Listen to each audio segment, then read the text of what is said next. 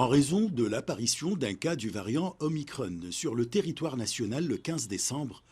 Les autorités marocaines ont décidé de fermer les frontières du royaume jusqu'au 31 janvier. Face à cette situation, la ministre du Tourisme s'est engagée à appliquer un vaste plan de soutien. Une aide mensuelle d'environ 220 $ a été promise aux salariés du secteur pour le dernier trimestre de 2021. Les professionnels du tourisme et la Fédération du transport touristique exigent encore d'autres mesures de soutien. Notre espoir est la réouverture des frontières, sinon les problèmes vont doubler.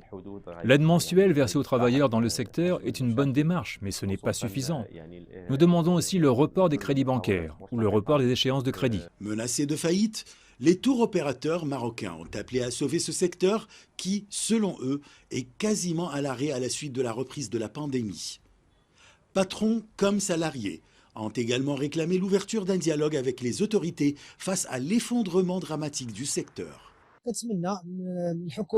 J'espère que le gouvernement reconsidère ses décisions en vue de la reprise des activités touristiques au Maroc, qui est l'un des pays les plus touristiques au monde et où l'économie des villes comme Marrakech dépend du tourisme. Cette décision influence l'économie et les industries traditionnelles. Pour les autorités marocaines, la fermeture des frontières vise à préserver les acquis du Maroc dans la lutte contre la pandémie. Un avis partagé par des citoyens marocains qui se disent conscients de la nécessité de maintenir un haut niveau de vigilance. Il y a des conditions de sécurité sanitaire qui obligent parfois le gouvernement de prendre de telles décisions pour préserver la santé des citoyens.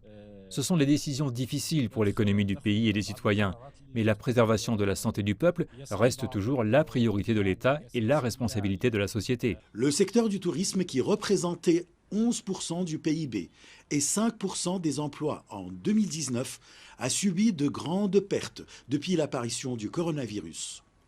L'Office marocain d'échange a confirmé par les chiffres la situation difficile de ce secteur, indiquant que les pertes subies sont évaluées à plus de 8,850 milliards de dollars en 2 ans. Achraf Massoud pour CGTN français.